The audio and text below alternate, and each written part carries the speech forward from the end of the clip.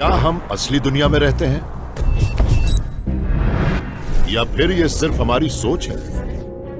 क्या हम ब्रह्मांड को उसके असली रूप में देख रहे हैं या हमारी सेंसेस हमें धोखा दे रही हैं? साइंटिफिक ऑब्जर्वेशन से छिपे हुए सच सामने आए। हम अपनी सेंसेस के फैसले पर भरोसा नहीं कर सकते। हो सकता है कि हमारे जीवन और ब्रह्मांड के बारे में जो सोच बना रखी है वो गलत हो। क्या इल्यूजन का वजूद है? क्या सच्चाई सच्ची है?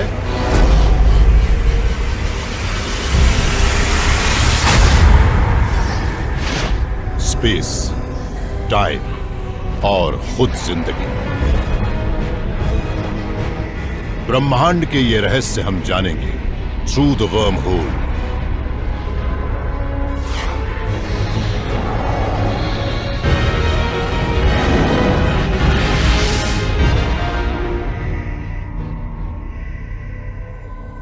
सच्चाई क्या है?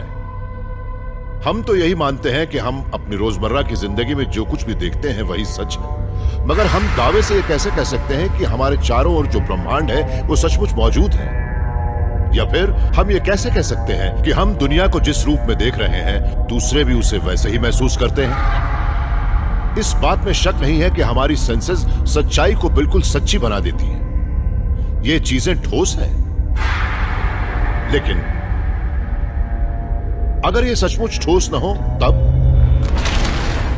शायद हमारा सच भ्रम का एक बड़ा ही नाजुक सा टिश्यू है। उस भ्रम का जो हमने अपने बारे में, अपने समाज के बारे में और शायद पूरी दुनिया के बारे में बना रखा है।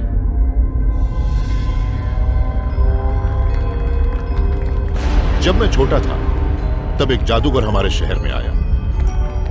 वो बहुत अच्छा था। उसके खेल देखने के बाद मुझे अपनी आंखों पर ही शक होने लगा था। मैं चाहे जितनी भी कोशिश करता, मेरी समझ में नहीं आता कि वो जादू वो कैसे कर रहा था। मैं क्या नहीं देख पा रहा था और क्यों नहीं देख पा रहा था।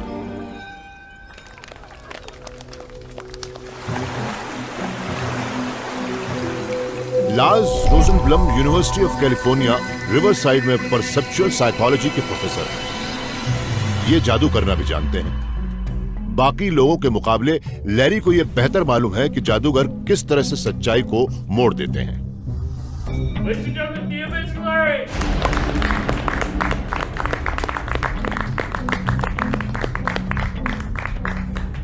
Good evening ladies and gentleman.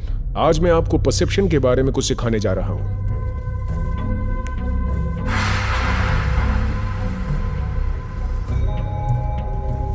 यह जादू मैंने कैसे किया? जब मैं बॉल फेंक रहा था तब आपकी आंखें मुझे फॉलो कर रही थीं और आपका पूरा ध्यान वहीं था। ऐसा आखिरी थ्रो तक होता रहा, जबकि वो आखिरी थ्रो असली नहीं था। एक प्रोफेशनल जादूगर जो टेक्निक इस्तेमाल करता है उनमें से ही एक है ये मिसडायरेक्शन की। डेविड गैबे जैसे इल्यूजनिस्ट जो खेल दिखाते हैं उसमें वो हमें बार बार बेवकूफ बनाते हैं, भले ही हम उन्हें कितने भी ध्यान से क्यों न देखें। वो हमारे दिमाग की उस इवननेस का फायदा उठाते हैं जिससे हम अपनी दुनिया को समझते हैं। डेविड हमारे दिमाग को सच समझने का मौका नहीं देते, बल्कि वो हमारा ध्यान कई तरीकों से हमारे पास मौजूद परसेप्चुअल इंफॉर्मेशन से भटका देते हैं। इस लिहाज से मुझे तो लगता है कि डेविड हमें बहुत कुछ सिखा सकते हैं। डेविड के खेल एक मेंटल शॉर्टकट का इस्तेमाल करते हैं जिसे मॉडल कंप्लीशन कहते हैं। देखिए वो कैसे काम करता है। मान लीजिए कि आप एक खरगोश देख रहे हैं, फिर किसी रुकावट के कारण वो खरगोश हमें पूरा नजर नहीं आता, तो क्या खरगोश वहीं पर है? बिल्कुल है। हम ये बात इसलिए जानते हैं कि हमारा दिमाग हमारी मेमोरी में दर्ज आंकड़ों के हिसाब से खरगोश का एक 3 डायमेंशनल मॉडल बना लेता है। हमारा दिमाग गायब कड़ियों को जोड़ देता है।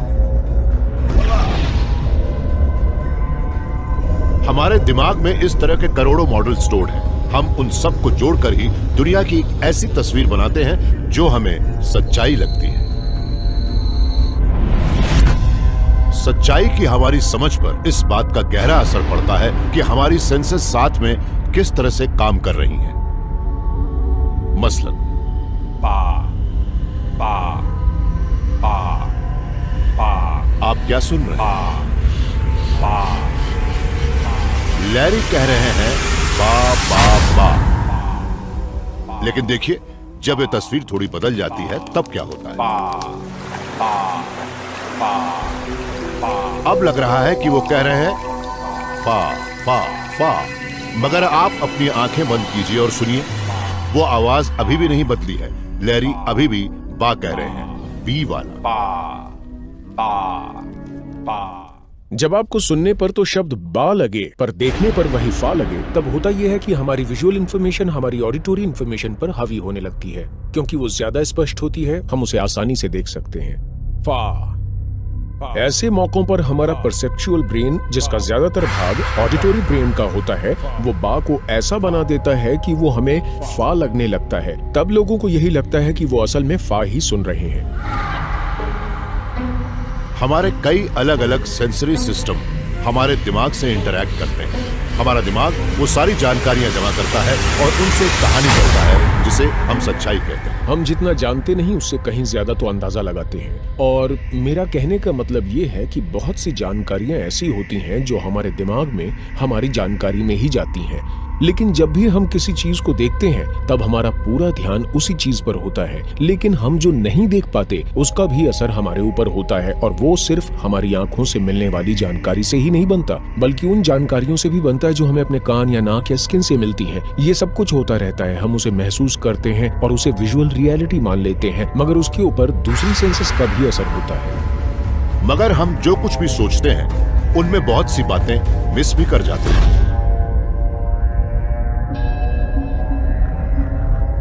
हम में से ज्यादातर लोगों के पास एक जैसी ही सेंसेस है। इसके बावजूद हम किसी चीज को दूसरों से बिल्कुल अलग देखते हैं। क्या हम में से कोई उस दुनिया का अंदाजा लगा सकता है जैसी वो असल में है? प्रोफेसर चार्ल्स फाल्को उनमें से एक है जो ऐसा कर सकते हैं। वो उस इनविजिबल दुनिया की खोज कर रहे हैं, उस सच्चाई की जो हम नहीं देख पाते।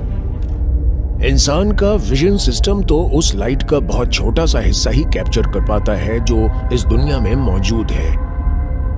अगर आप इस धड़ को देखें तो हमारी आंखों को ये लाल रंग का ही नजर आएगा, लेकिन अगर हम इसे अल्ट्रावायलेट में देखें तो शायद यही धड़ चमकने लगे, क्योंकि इसके अंदर का कुछ केमिकल कॉम्पोजिशन ही ऐसा है। इंफ्रारेड लाइट बड़ी आसानी से लाल पिगमेंट के काफी अंदर तक चली जाती है। ऐसे में हम ये देख सकते हैं कि उस पिगमेंट के नीचे क्या है, और हमें वो भी नजर आने लगता है जो उस पिगमेंट के और प्लास्टर के धड़ के बीच होता है। एरिज़ोना यूनिवर्सिटी की इनकी लेबोरेटरी में चार्ल्स के पास बड़े ही अनोखे इंस्ट्रूमेंट हैं, जिनकी मदद से वो किसी भी चीज की जांच हर तरह की विजिबल और इनविजिबल लाइट में कर सकते हैं। एक्सरे, अल्ट्रावायलेट, इंफ्रारेड, और इनके पास ऐसी ऐसी मशीनें हैं जो इंसान की आंखों से लाखों गुना ज्यादा बेहतर देख सकती हैं। ये इलेक्ट्रॉन माइक्रोस्कोप इस धड़ की रफ मॉलिक्यूलर सतह को भी देख सकता है, जबकि हमें तो वो बिल्कुल स्मूथ लाल पेंट नजर आती है।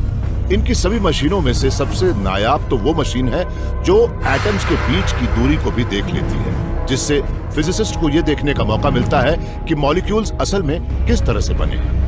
अगर हम किसी चीज को सिर्फ अपनी आंखों से देखें तो हमें यही लगता है कि हम उसे समझ भी रहे हैं, मगर सच तो ये है कि अगर आप किसी चीज को ज्यादा टूल्स की मदद से देखते हैं तो आपको उसके बारे में और ज्यादा बातें पता लगेंगी। इस लिहाज से सच्चाई हमारी सोच से कहीं ज्यादा कॉम्प्लेक्स होती है। हम सच्चाई की स्टडी के लिए जितने ज्यादा तरीकों का इस्तेमाल करते हैं, हमें उतना ही ज्यादा पता लगता है कि सच्चाई हमारी जानकारी से ज्यादा बड़ी है। ऐसा कोई एवोल्यूशनरी प्रेशर नहीं था जिससे एक ऐसा जीव बने जो सच्चाई को उसके असली रूप में देख सके। हम इस तरह से इवॉल्व हुए हैं कि सच्चाई को उतना ही देख पाते हैं जितना हमें देखना चाहिए। जब हम किसी चीज को देखते हैं तब ये जरूरी नहीं है कि हमारा दिमाग भी उसे उसी तरह से इंटरप्रेट करे जो हमारी आंखें देख रही हैं। हम कैमरे नहीं हैं, हमारे रेटिना के पीछे हमारा दिमाग भी है, और दिमाग हर जानकारी को प्रोसेस करने के बाद बताता है कि वो हमें क्या दिखाना चाहता है। हमारी दुनिया में हमारे पास इतनी विजुअल इंफॉर्मेशन है कि हमारा दिमाग हमारे ध्यान को किसी एक ही जगह पर फोकस करता है। हम अपना पूरा ध्यान सिर्फ उसी चीज पर लगाते हैं जो हमारे सामने होती है, और दूसरी जगहों पर हो रही चीजों को नजरअंदाज कर देते हैं। जब हमारा ध्यान किसी चीज पर जाता है तब हमारे न्यूरॉन विजन के फील्ड की सेंसिटिविटी को बढ़ा देते हैं और आसपास के रीजन की सेंसिटिविटी को कम कर देते हैं। इसी तरह से हम अपनी दुनिया को बायनोक्यूलर से देख पाते हैं। हम सच्चाई के बहुत ही छोटे से भाग को देख पाते हैं जो हमारे सामने होती है। बहुत सी सेंसरी इंफॉर्मेशन होती है, काफी विजुअल इंफॉर्मेशन होती है, और ये संभव ही नहीं है कि उन सभी को प्रोसेस कर लिया जाए। हम सभी का दिमाग, हर जीव का दिमाग एवोल्यूशन के दौरान इस तरह से प्रोग्राम हुआ है कि हम जानकारी के एक छोटे से हिस्से को ही प्रोसेस कर सकें, और ऐसा नहीं करने पर सिस्टम ओवरलोड हो जाएगा। मगर सच्चाई सिर्फ उतनी ही नहीं है जितनी मैं या आप देख पाते हैं।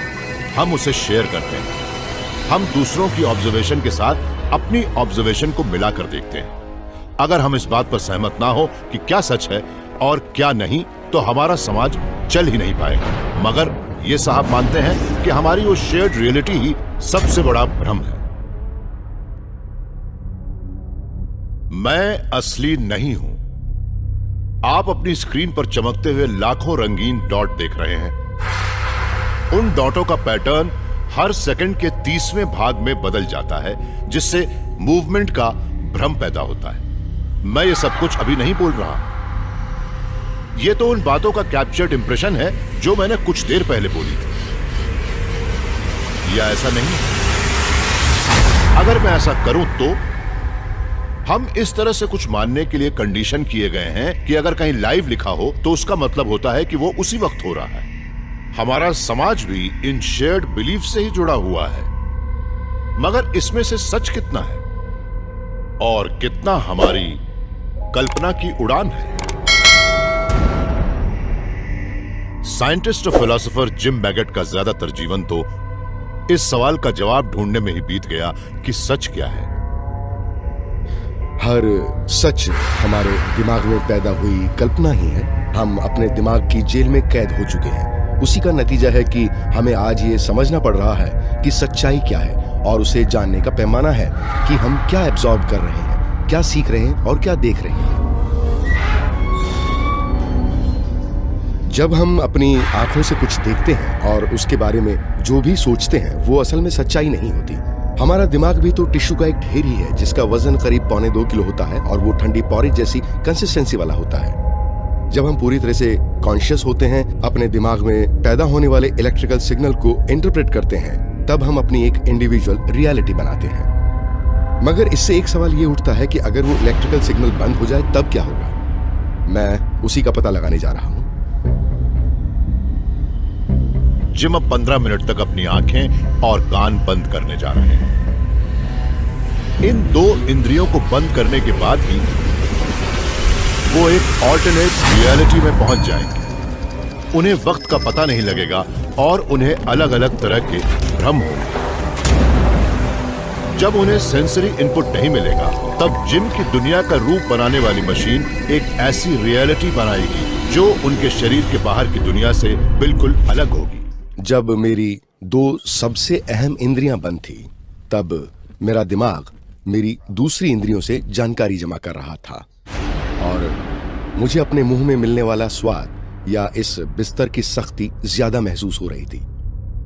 ऐसे में मैं सपनों की दुनिया में जाने लगा, मगर तभी मुझे एहसास हुआ कि मेरी आंखें खुली हुई हैं और मैं जाग रहा हूं, पूरी तरह से होश में हूं। जब हमारी इंद्रियां बंद हो जाती हैं, तब हमारा दिमाग अपने तरीके से सच्चाई तैयार करने लगता है। मगर जिम का कहना है कि हम सभी एक फॉल्स रियलिटी में जी रहे हैं, उस हाइपर रियलिटी में जो हमारे समाज ने बनाई और जो इल्यूजन से भरी है। तभी तो वो इल्यूजन हमारे लिए हमारी आसपास की दुनिया के मुकाबले ज्यादा सच्चे बन गए हैं। हम सभी उस समाज का हिस्सा हैं जो दिमागों से बना है। वो दुनिया जिसमें करोड़ करोड़ दिमाग हजारों साल से एक लय में काम कर रहे हैं। आज की कंज्यूमर सोसाइटी हमारे उस मास माइंड का नया ट्विस्ट है, जिससे हमारी प्रजाति और आगे इवॉल्व हो रही है। पैसा हमारे समाज का सबसे अहम हिस्सा है, मगर कई मायनों में यह हमारी बनाई तमाम चीजों में सबसे ज्यादा हाइपर रियल भी है। मेरे पास एक $50 का नोट है और एक 50 पाउंड का नोट है।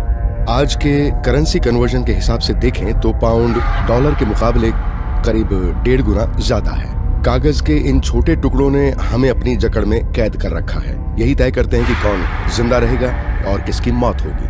मगर इनकी असली कीमत तो उस हाइपर रियलिटी का एक हिस्सा है जो हमने बना रखी है। मैं नहीं जानता कि कागज के इस टुकड़े की कितनी कीमत होगी जो 3/4 कॉटन फाइबर और 1/4 लिनन से बना है, मगर मैं दावे से कह सकता हूं कि उसकी कीमत $50 या 50 पाउंड से तो काफी कम होगी। अगर हम पैसों पर इतना यकीन नहीं करते तो उसकी कीमत ही नहीं होती। हमारी शेयर्ड रियलिटी एक ऐसा भ्रम है जिसे हमें मेंटेन करना पड़ रहा है। अगर हमने इसके नियमों पर अच्छी तरह से ध्यान नहीं दिया तो सच्चाई चरमरा कर गिर सकती है। जब ये स्ट्रक्चर उस तरह के बन जाते हैं जैसे वो थे, तब वो देखते ही देखते अपने नियम बना लेते हैं। वो करीब करीब एक नया जीवन डेवलप कर लेते हैं। अगर हम उन नियमों को गलत समझते हैं, उन नियमों को बदलते हैं या उन्हें तोड़ते हैं, तो उससे हमारा ही नुकसान होता है। इसकी सबसे बड़ी मिसाल तो है हाल के दिनों में दुनिया भर के फाइनेंशियल सिस्टम का कोलैप्स होना। 2008 में दुनिया भर में जो ग्लोबल बैंकिंग क्राइसिस हुआ था, उसकी बड़ी वजह यह थी कि बैंकर अपने नियमों से खेल रहे थे, और उसी का नतीजा था कि पैसों की कीमत में रातों रात गिरावट आ गई थी। वॉल स्ट्रीट में रिकॉर्ड ड्रॉप के बाद घबराहट फैल गई है। कुछ पलों के लिए लोगों को भी लगने लगा था कि पैसा सिर्फ एक भ्रम है। लेकिन अगर हम ग्लोबल मॉनेटरी सिस्टम पर भरोसा नहीं करेंगे तो हमारा समाज ही बिखर जाएगा। इसलिए हमारा भरोसा बरकरार है। उस वक्त सभ्यता करीब करीब अपने घुटनों पर आ गई थी, मगर सभ्यता का अंत नहीं हुआ, जिससे हमें पता लगता है कि हाइपर रियलिटी भले ही सिर्फ हमारे दिमाग में ही क्यों ना हो, उसे खत्म कर पाना बहुत मुश्किल है। हमारे लिए एक फैंटेसी वर्ल्ड में रहना इतना आसान क्यों है? इंसान होने की वजह से ऐसा क्या है कि एक हाइपर रियलिटी बनानी पड़ती है? क्या वो सोशल प्रेशर है या वो हमारा पैदाइशी गुण है? ये न्यूरो साइंटिस्ट तो मानती हैं कि इस सवाल का जवाब हमारे दिमाग की गहराइयों में समाया है, और शायद सच्चाई को नजरअंदाज करना ही हमारी प्रजाति के बचे रहने के लिए जरूरी है।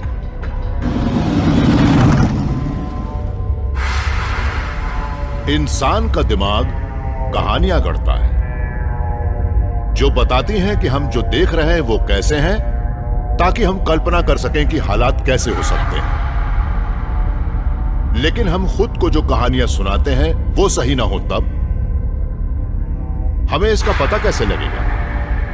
अगर हम सबका दिमाग ऐसा बना हो जो हमारी स्थिति के बारे में हमें गलत जानकारी देता हो तब?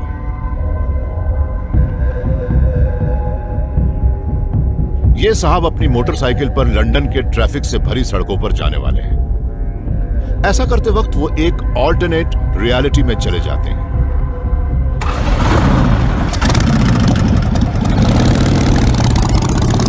ब्रिटेन के कुल ट्रैफिक में मोटरसाइकिल सवार सिर्फ 1% से भी कम ही, मगर सड़क हादसों में उनके मारे जाने या बुरी तरह से घायल होने का प्रतिशत 14 है। अमेरिका में मोटरसाइकिल सवारों के सड़क हादसों में मारे जाने की संभावना कार सवारों के मुकाबले 37 गुना ज्यादा होती है। मगर इन साहब को इन बातों से कोई मतलब नहीं है। ये उस सच को नहीं मानना चाहते। ये भी दूसरे करोड़ों मोटरसाइकिल सवारों की तरह ये आंकड़े जानते हैं, फिर भी ये अपनी मोटरसाइकिल की सवारी करते हैं। आखिर इतने सारे लोग खतरों को नजरअंदाज क्यों करते हैं? यूनिवर्सिटी कॉलेज लंदन में न्यूरो साइंटिस्ट टैली शैरोट ने देखा कि इंसान के दिमाग में एक रियलिटी डिस्टॉर्शन मैकेनिज्म होता है। इन्होंने ऑप्टिमिज्म बायस नाम की एक किताब लिखी। ऑप्टिमिज्म बायस इस बात को बताती है कि हम किस तरह से अपनी जिंदगी की पॉजिटिव चीजों को ओवर एस्टिमेट करते हैं और नेगेटिव चीजों को अंडर एस्टिमेट। मिसाल के तौर पर लोग अक्सर यही ओवर एस्टिमेट करते हैं कि वो प्रोफेशनली कामयाब होंगे, उनकी उम्र काफी लंबी होगी, मगर इन बातों को अंडर एस्टिमेट करते हैं कि कैंसर से उनकी मौत हो जाएगी या उनका तलाक हो जाएगा। असल में हम ऑप्टिमिस्टिक ज्यादा है, रियलिस्टिक कम, और ये बातें सब जानते हैं पर मानते नहीं। करीब 80% लोगों की यही सोच होती है। इसे हम आसानी से देख भी सकते हैं। टैली अभी छात्रों के इस ग्रुप के साथ वही दिखा रही हैं। मैं आपको कुछ खासियतों की एक लिस्ट बताने जा रही हूँ। आपको इस लिस्ट में से हर चीज पर बहुत ध्यान से सोचना है और फिर ये बताना है कि आप दूसरों से कितने अलग हैं। पहली बात कि आप दूसरे के साथ कितना घुल मिल पाते हैं। कौन मानता है कि वो नीचे के 25% में है? नहीं, कोई नहीं। कौन कौन मानता है कि वो ऊपर के 50% में है? वाह, ज्यादातर लोग यही मानते हैं। ज्यादातर लोग यही मानते हैं कि वो ज्यादातर मामलों में दूसरों से बेहतर हैं। आंकड़ों के लिहाज से देखें तो ऐसा हो नहीं सकता, क्योंकि हम सभी दूसरों से बेहतर नहीं हो सकते। कौन कौन मानता है कि उनके बच्चे टैलेंटेड हैं? ज्यादातर लोग यही मानते हैं। और कौन कौन मानता है कि उनकी प्रोफेशनल लाइफ कामयाब होगी?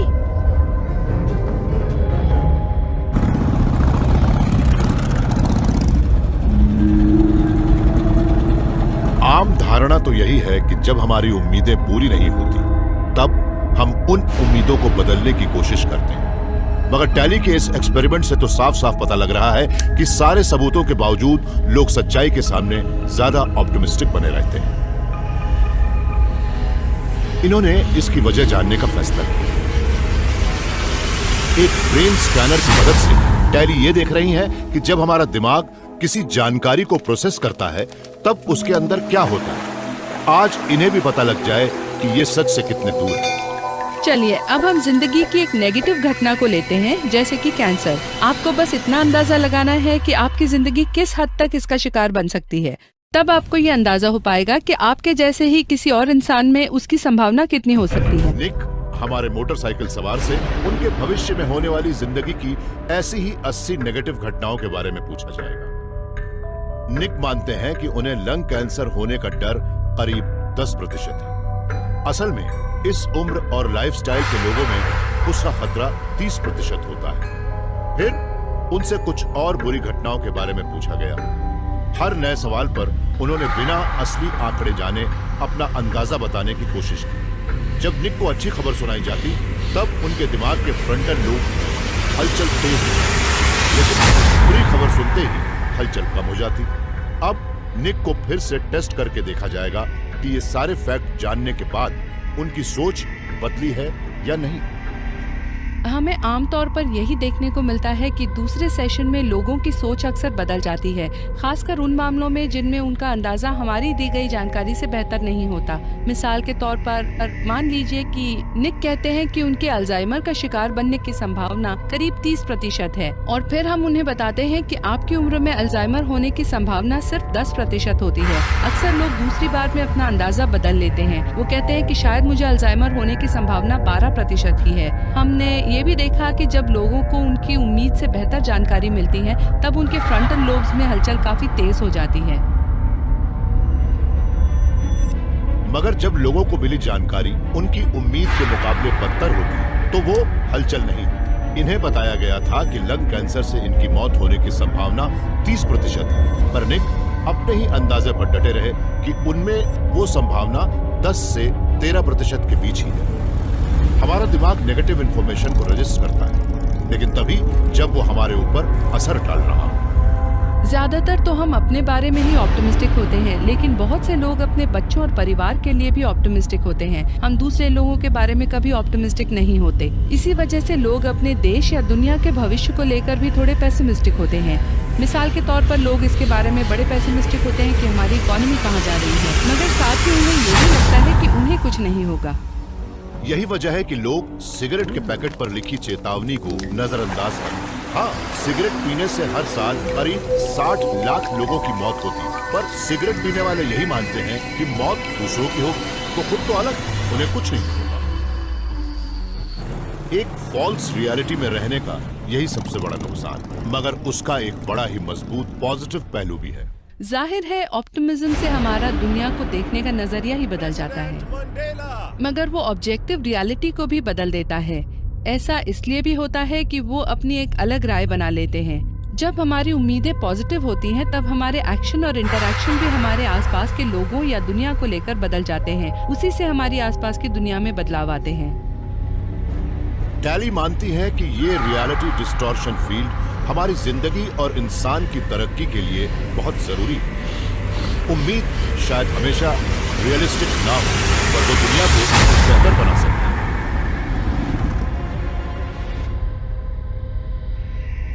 हम कई सच्चाइयों के साथ जीते हैं। हमारे दिमाग में एक सच्चाई होती है और वो सच्चाई भी होती है जो हम दूसरों से शेयर करते हैं। अब हम ये जान चुके हैं कि इन सच्चाइयों पर पूरी तरह से भरोसा नहीं किया जा सकता, मगर उस फिजिकल वर्ल्ड के बारे में हम क्या कहेंगे जो हमारे दिमाग के बाहर है? वाकई में हम उन चीजों पर तो भरोसा कर ही सकते हैं जो कि इस दुनिया में बिना किसी शक के सच्ची हो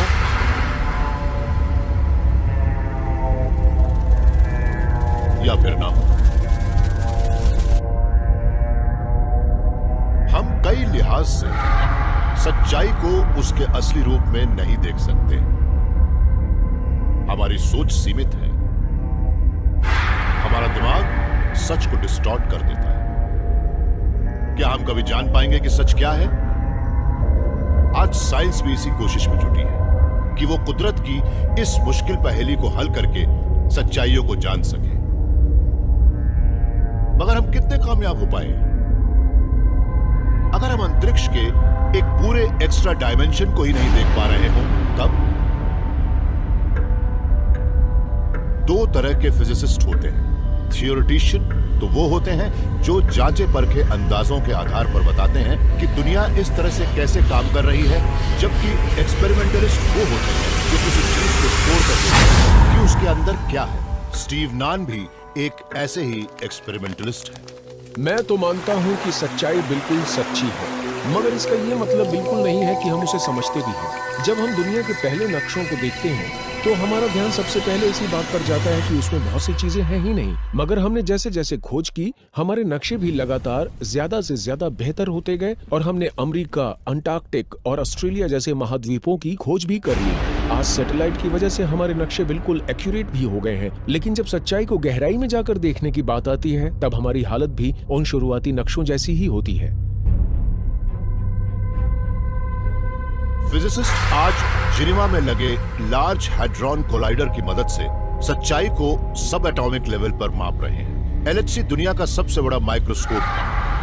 वो प्रोटॉन को लाइट की स्पीड के 99.9999999% पर टकरा रहा है। स्टीव भी साइंटिस्ट्स की उस छोटी सी सेना के एक सिपाही थे जिसने जुलाई 2012 में हिग्स फील्ड की खोज की थी। हिग्स फील्ड की वजह से ब्रह्मांड में मैटर का वजूद है, मगर यह शानदार खोज शायद शुरुआत भर है। अभी LHC से शायद बहुत सी और चौंकाने वाली चीजें मिलेंगी। शायद कुछ नई और अनजान सच्चाइयों को जानने के दरवाजे भी खुल जाएंगे। स्पेस और टाइम के शायद कई और डायमेंशन हो जिनके बारे में हम जानते ही नहीं, और वो डायमेंशन जो फिजिक्स के एक सबसे बड़े रहस्य से भी पर्दा हटा दे। 4 ऐसी फंडामेंटल फोर्सेस हैं जो हर चीज को चलाती हैं, जिन्हें हम जानते हैं। एक तो है इलेक्ट्रोमैग्नेटिक फोर्स, इसके अलावा स्ट्रॉन्ग फोर्स और वीक फोर्स भी है। इन तीनों के अलावा वो भी है जिसके बारे में हम बहुत कम जानते हैं, ग्रेविटी। ग्रेविटी बाकी तीनों फोर्सेस के मुकाबले कई करोड़ करोड़ करोड़ गुना कमजोर होती है। मगर ग्रेविटी ऐसी क्यों है? वो इतनी कमजोर कैसे है? ये एक ऐसा सवाल है जिसका जवाब हम LHC से ढूंढना चाहते हैं। बहुत से फिजिसिस्ट मानते हैं हम जिन 3 डायमेंशन को देख रहे हैं वो एक ज्यादा बड़े ब्रह्मांड के टुकड़े हैं। हम अभी जिस डायमेंशन को नहीं जानते उसमें ग्रेविटी भी शायद बाकी तीनों फोर्सेस जितनी दमदार है। इसका सबूत शायद हमें जाने पहचाने पार्टिकल्स के हाई एनर्जी क्लोन से मिले। मान लीजिए कि हमें कुछ नए पार्टिकल मिल जाते हैं जो उन पार्टिकल्स के ही रिश्तेदार हैं जिन्हें हम बहुत पसंद करते हैं और जानते हैं कि वो ज्यादा मास वाले हैं। ऐसे में हमें हर इलेक्ट्रॉन के लिए एक ऐसा इलेक्ट्रॉन मिलेगा जो ज्यादा मास वाला होगा। हर क्वार्क के लिए एक ज्यादा मास वाला क्वार्क भी मिलेगा। वो सबूत होगा एक एक्स्ट्रा डायमेंशन का। उससे हमें इस बात के सुराग भी मिलेंगे कि ग्रेविटी के साथ क्या हो रहा है, क्योंकि कुछ पार्टिकल उस एक्स्ट्रा डायमेंशन में भी जा पाएंगे मगर कुछ पार्टिकल नहीं जा पाएंगे। लेकिन अगर हम उस एक्स्ट्रा डायमेंशन में और आगे जाएं तो वहां पर ग्रेविटी भी बाकी की फोर्सेस जितनी ही मजबूत नजर आती है। उस छिपी हुई सच्चाई में सब कुछ अलग होगा, और एक बात तो तय है, सब कुछ भारी भी होगा। आप इस बास्केटबॉल को ले लीजिए। मान लीजिए कि ये एक ऐसा पार्टिकल है जो एक्स्ट्रा डायमेंशन में भी जा सकता है। अगर ये उस जगह पर आती है जहां एक्स्ट्रा डायमेंशन है और मैं इसे गिराता हूं तो ग्रेविटी इसे नीचे खींचती है, लेकिन जमीन इतनी सख्त है कि वो इसे वापस ऊपर धकेल देती है। अब हम मान लेते हैं कि हम उस एक्स्ट्रा डायमेंशन में एक ऐसी जगह पर जाते हैं जहां ग्रेविटी बहुत मजबूत है। अगर मैं यहाँ इसे गिराता हूँ तो इसे सख्त जमीन नहीं मिलती और बॉल सीधे जमीन के पार चली जाती है। इधर जिनेवा के लार्ज हैड्रॉन कोलाइडर में जल्दी ही विंग्स एक दूसरे से इतनी ताकत से टकराने लगेंगे कि हमें ये पता लग जाएगा कि वो भारी ग्रेविटी वाला डायमेंशन असल में है भी या नहीं। LHC इन थियरियों को सही या गलत साबित करके हमारी पुरानी सोच को बदल सकता है। मैं किसी का पक्ष नहीं ले रहा। मेरा काम है ये पता लगाना कि वहां क्या सचमुच है और क्या नहीं है। कई अलग अलग तरह की संभावनाएं हैं। हम पुराने जमाने के नक्शा बनाने वालों की तरह नई नई जगहों को ढूंढ रहे हैं और सच्चाई का एक असली नक्शा बनाने की कोशिश कर रहे हैं। ब्रह्मांड में शायद उससे भी ज्यादा डायमेंशन है जितना हम जानते हैं, मगर एक और बड़ी अनोखी संभावना भी हो सकती है। अगर वहां हमारी उम्मीद से कम डायमेंशन हुए तो क्या यह नहीं हो सकता कि हमें वहां उम्मीद से कहीं कम सच्चाई मिले? हम जिस दुनिया में रह रहे हैं वो कारण और परिणाम पर आधारित है। ऐसा लगता है कि हम ब्रह्मांड के व्यवहार को जानते हैं, मगर गहराई में सब एटॉमिक लेवल पर सच्चाई लगातार बदलती रहती है। हम जिस दुनिया को जानते हैं उसमें आजादी है और सारी सच्चाइयां एक साथ होती हैं और उन घटनाओं के नतीजे कोई नहीं जानता। क्या कोई चीज एक ही वक्त में दो जगहों पर हो सकती है? क्या कहीं से अचानक कोई चीज प्रकट हो सकती है? हम जिस सच्चाई में रहते हैं उसमें तो नहीं, मगर कुदरत ने कई परतें बना रखी हैं। जब हम उसे ज्यादा करीब से देखते हैं तो हम जिस सच्चाई को जानते हैं वो बिखर जाती है और जादू सच लगने लगता है।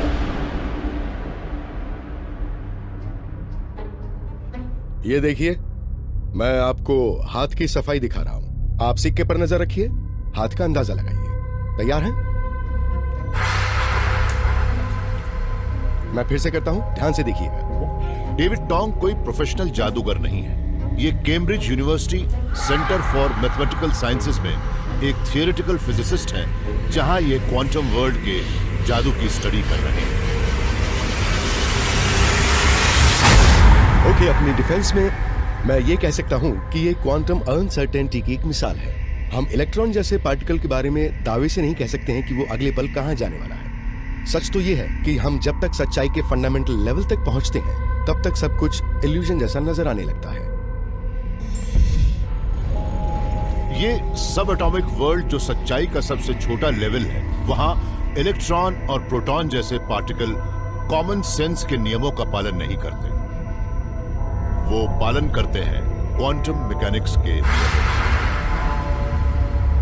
मान लीजिए कि आप इलेक्ट्रॉन जैसा एक पार्टिकल लेते हैं और उसे अपने हाथ में पकड़ने की कोशिश करते हैं, मगर इसकी कोई डेफिनेट पोजीशन नहीं होती, बल्कि ये फैला हुआ होता है। ये अनिश्चित होता है। जब तक इसे देखते नहीं है तब तक ये प्रोबेबिलिटी की वेव जैसा होता है। लेकिन जैसे ही हम इसे देखते हैं ये हमें सच लगने लगता है। ये हमारे हाथ में एक खास पोजीशन में आ जाता है। लेकिन जैसे ही हमारी नजरें हटती हैं, एक बार फिर से अनसर्टेनिटी हावी होने लगती है और फिर से ये फैलने लगता है और एक बार फिर से प्रोबेबिलिटी की वेव में बदल जाता है। क्वांटम वर्ल्ड में किसी पार्टिकल की खूबियां इस बात पर निर्भर करती हैं कि आप कौन सा एक्सपेरिमेंट कर रहे हैं। हम उस पार्टिकल की पोजीशन अपनी पसंद की एक्यूरेसी से माप सकते हैं और उसकी स्पीड, मगर हम ये दोनों चीजें एक साथ कभी नहीं माप सकते। इसी तरह से इलेक्ट्रॉन या तो एक पार्टिकल नजर आता है या एक वेव, पर एक ही समय पर दोनों एक जैसे कभी नहीं। क्वांटम ऑब्जेक्ट बड़े ही धुंधले होते हैं, साए के किनारों की तरह। ये बात बड़ी अटपटी तो लगती है, मगर कुदरत फंडामेंटल लेवल पर इसी तरह से काम करती है। क्वांटम मैकेनिक्स हमारे पास ब्रह्मांड को जानने समझने के लिए आज तक की सबसे अच्छी साइंटिफिक थियरी है। ये कभी गलत साबित नहीं हो पाई, मगर ये हमें कहां ले जा रही है? आखिर असली सच्चाई क्या है? हमारे पास अभी क्वांटम मैकेनिक्स की जो थियरी है वो तो यही कहती है कि हम इसका जवाब कभी नहीं पा सकेंगे, क्योंकि हम कभी पूरे यकीन के साथ सारे क्वांटम ऑब्जेक्ट्स की खूबियों को नहीं माप सकते। ये भी प्लेटो की गुफा वाली कहानी जैसी ही है। 2000 साल पहले ग्रीक फिलोसोफर प्लेटो ने कहा था कि हम शायद कभी असली सच्चाई का मतलब नहीं जान पाएंगे। उन्होंने कहा था कि हमारी हालत तो जंजीरों में जकड़े गुफा में बंद उन कैदियों जैसी ही है जो सिर्फ दीवार को देख सकते हैं। उन कैदियों के पीछे दूर कहीं भाग गए, जिससे दीवार पर उनके साए बन गए। जिंदगी के वो साए बताते हैं कि जेल में क्या हो रहा है, मगर वो कभी साकार नहीं हो पाते, वो सिर्फ साए ही देख सकते हैं। कुछ दिनों बाद उन्हें भी लगने लगता है कि सच्चाई तो 2 डिमेंशनल उछलने वाली तस्वीरें ही है। वो किसी भी तरह से अपने पीछे मौजूद इस खूबसूरत रंग बिरंगी 3 डिमेंशनल दुनिया को नहीं देख सकते हैं। ये भी काफी हद तक क्वांटम मैकेनिक्स जैसा ही है। हम कभी भी क्वांटम वेव के बारे में सब कुछ नहीं जान सकते, हम कभी उसके अंदर की सारी जानकारी को नहीं माप सकते। हम सिर्फ उससे निकलने वाले सायों को ही देख सकते हैं, जो हमारे लिए असली सच्चाई है। डेविड कहते हैं कि सच्चाई शायद इससे भी ज्यादा चौंकाने वाली है। दीवार पर बनने वाले वो साए ही असली सच्चाई हो सकती है। यही है होलोग्राफिक प्रिंसिपल का आधार। मैथमेटिशियंस ने एक ब्लैक होल से मिलने वाली जानकारियों का हिसाब लगाने की कोशिश की थी। उन्होंने देखा कि उसकी मात्रा उसके सरफेस एरिया की प्रोपोर्शनल है, उसके वॉल्यूम की नहीं। उनका कहना था कि अगर एक ब्लैक होल के साथ ऐसा हो सकता है, तो वही बात शायद अंतरिक्ष की दूसरी जगहों पर भी लागू होती हो सकता है कि अभी हम सभी एक ब्लैक होल के अंदर हों और हमें यह बात मालूम भी ना हो सकता है कि सच्चाई 2 डायमेंशनल ही हो। चलिए मान लेते हैं कि ब्रह्मांड में मौजूद हर चीज अपने आप में जानकारी है, जैसे कि दीवार पर रखी इन किताबों में लिखी जानकारियां हैं। जब किताबें इस तरह से रखी रहती हैं, तब ये 2 डिमेंशनल नजर आती हैं, मगर जब मैं इन्हें निकाल कर खोलता हूं, तब ये 3 डिमेंशनल दिखने लगती है। जानकारी 3 डिमेंशनल होती है। होलोग्राफिक प्रिंसिपल कहता है कि ये एक सिर्फ नहीं, बल्कि मैं, आप, पृथ्वी, तारे, ब्रह्मांड, सब कुछ जो भी 3 डिमेंशन है, वो असल में एक इल्यूजन है। असली सच्चाई सिर्फ दीवार पर रखी किताबें हैं। सच्चाई सिर्फ 2 डिमेंशन में ही होती है। इससे यह भी पता लगता है कि क्वांटम ऑब्जेक्ट्स हमें धुंधले क्यों लगते हैं। वो सिर्फ प्रोजेक्शन है जो 3 डायमेंशनल स्पेस में होते ही नहीं। हमें तो यही लगता है कि ये 3 डिमेंशनल दुनिया असल में ब्रह्मांड में किसी जगह से होने वाला एक प्रोजेक्शन है, जिससे वो अंतरिक्ष बना है, जिसे हम देख पा रहे हैं। ऐसा लगता है कि प्लेटो के वो कैदी शायद सही थे, वो साए सच्चाई थी, उनके पीछे जो कुछ भी था वो सिर्फ इल्यूजन। अभी दावे से ये बात नहीं कही जा सकती कि होलोग्राफिक प्रिंसिपल असल में सच्चाई का एक जेन्युइन डिस्क्रिप्शन है या वो थियोरेटिकल फिजिसिस्ट का एक शेयर्ड डिल्यूजन है। मगर क्वांटम वियर्डनेस का एक और एक्सप्लेनेशन हो सकता है, अगर ये मान लिया जाए कि सच्चाई इसलिए ध्रुवीन दिखती है कि वो कभी नहीं हो। कुछ साइंटिस्ट्स मानते हैं कि हमारी सच्चाई असल में जानबूझकर बनाई गई एक इल्यूजन हो सकती है।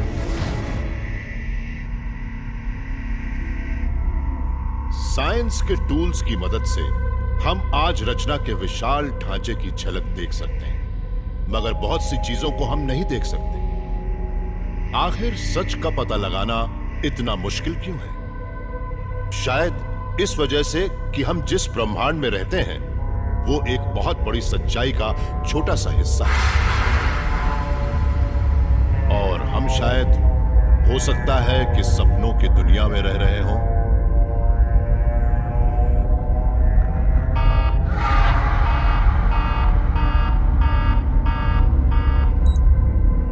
आपने कभी रिकर्सिव सपना देखा है?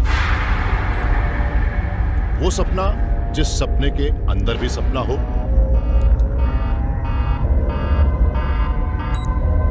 यान वेस्टरहॉफ ने देखा है। वो तो यही मानते हैं कि वो शायद अभी भी सपना देख रहे हैं, या आप शायद ये सब कुछ सपने में देख रहे हैं। आप ये कैसे कह सकते हैं कि आज सुबह जागने के बाद आप सचमुच जागे थे? हो सकता है कि आप किसी और सपने में जागे हों। हमें इस बात की फिक्र इसलिए करनी चाहिए क्योंकि हो सकता है कि हम अभी भी एक सपना ही देख रहे हों। चलिए हिसाब लगाते हैं। यान का कहना है कि ज्यादातर लोग दिन में 8 घंटे सोते हैं और 16 घंटे जागते हैं। सोते वक्त करीब 20% नींद REM की होती है जब हम सपने देखते हैं। 8 घंटे का 20% मतलब 1.6 घंटे। हम जानते हैं कि हो सकता है कि आप अभी भी सपना ही देख रहे हैं, और इस बात की संभावना 10% की है, ये भी कम नहीं है। यान ये नहीं मानते कि वो सपनों की दुनिया में रहते हैं, मगर इंग्लैंड के डरहम यूनिवर्सिटी के फिलोसोफर के तौर पर इनका काम ही है ये सवाल उठाना कि जो कुछ भी है वैसा कैसे है। आंकड़े जो भी कहते हो, पर तर्क तो यही कहता है कि आप शायद सो ही नहीं रहे। अगर ये सपनों की दुनिया होती तो हम सच्चाई के नियमों से कैसे बंधे होते? तब आग उगलने वाले ड्रैगन लंदन शहर में तबाही क्यों नहीं मचा रहे होते?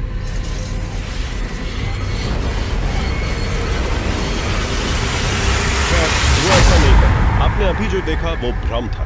सच्चाई तो कुछ बड़े ही सख्त नियमों पर चलती है, भले ही वो क्वांटम लेवल पर थोड़ी धूमिल हो जाती है। इसकी क्या वजह हो सकती है? शायद हम उस सिमुलेशन में रह रहे हैं जिसे एक बहुत बड़ी सच्चाई ने बनाया है। कहने का मतलब यह है कि सच्चाई शायद सपना नहीं बल्कि एक कंप्यूटर सिमुलेशन हो सकती है। आप उस वक्त की कल्पना कीजिए जब शायद आज से कई सौ साल बाद हमारे ही वंशज कंप्यूटर पर पूरी तरह से काम करने वाला इंसान का दिमाग बना ले। उन सिमुलेटेड दिमागों को कंप्यूटर सिमुलेटेड दुनियाओं में रखा जाए और शायद अतीत को भी फिर से बनाया जाए। उन्हें शायद पता भी न लगे कि वो असली नहीं है। और अगर ऐसा पहले ही हो चुका हो तो हम ये कैसे कह सकते हैं कि हम जिस दुनिया में हैं वो वाकई असली है, वो एक रीरन नहीं है? और कहीं ऐसा तो नहीं कि हमारे अतीत में कोई ऐसी अनोखी घटना हुई हो जिससे सिर्फ ये देखने के लिए सब कुछ बदल गया हो कि उसका अंजाम क्या होता है? आप माने या न माने, पर ऐसा हो सकता है कि हम असल में एक विशाल सिमुलेशन का हिस्सा हों। मिसाल के तौर पर आप मान लीजिए कि मैंने एक डेली प्रिंट खरीदा। मुझे ये बहुत पसंद आया क्योंकि मुझे घड़ियों को पिघलाने में मजा आता है। अब एक्सपर्ट्स के मुताबिक समस्या ये है कि बाजार में बिकने वाले 90% डेली प्रिंट नकली होते हैं। इसलिए इस बात की संभावना 0.9 है कि मैंने भी एक नकल ही खरीदी। क्या ये नहीं हो सकता कि हमारी दुनिया ही नकली है? कुछ लोग मानते हैं कि इसकी संभावना 20% तक हो सकती है, मगर यान का कहना है कि प्रतिशत ज्यादा मायने नहीं रखता। अगर इस बात की जरा भी संभावना है कि हम सिमुलेटेड हो सकते हैं, तो इस बात से इनकार भी नहीं कर सकते कि हम सिमुलेटेड हैं। मगर एक बात और है, अगर ये सब कुछ सपना ही है तो इससे खास फर्क नहीं पड़ता। अगर ये केक सपने का केक है और मैंने इसे सपने के पैसों से खरीदा है, तब भी इसका स्वाद केक जैसा है। ये सब चलता ही रहेगा। इससे कोई फर्क नहीं पड़ता कि ये सब एक सपना है या सिमुलेशन। मैं अपनी जिंदगी प्लान कर सकता हूं, कारण के परिणाम होंगे और हम जो कुछ करेंगे उसके नतीजे भी मिलेंगे।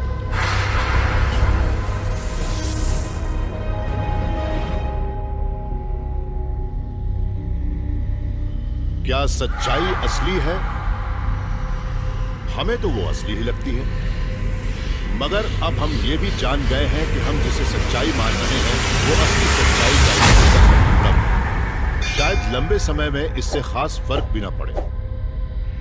ज्यादा अहम तो यह है कि हम सच जानते हैं। फिलोसोफर किंग मार्कस ऑरेलियस ने 2000 साल पहले लिखा भी था, ब्रह्मांड निरंतर बदलता है।